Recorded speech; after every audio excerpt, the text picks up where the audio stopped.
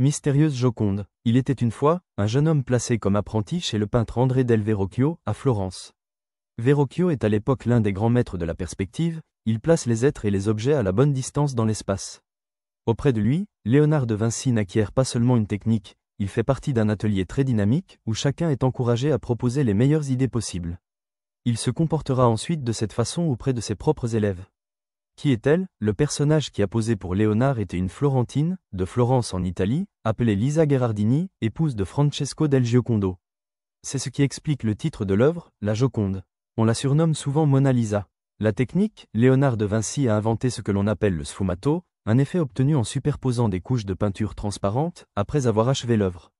Cela adoucit les contours et crée une lumière particulière. Pour la Joconde, on estime que le peintre a utilisé au moins 10 couches de cette peinture. Un noir trompeur, la couleur foncée de la Joconde impressionne et renforce l'impression de détresse du personnage. Certains ont dit qu'elle portait le deuil de sa fille morte quelques années plus tôt. En réalité, cela provient de l'usure du tableau.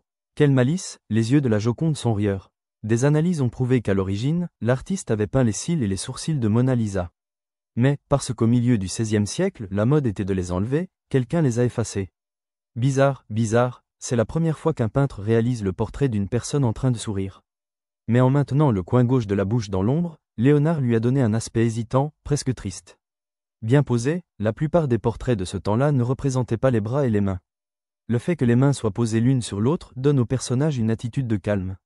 Elles étaient roses, mais l'usure de la peinture les a fait pâlir.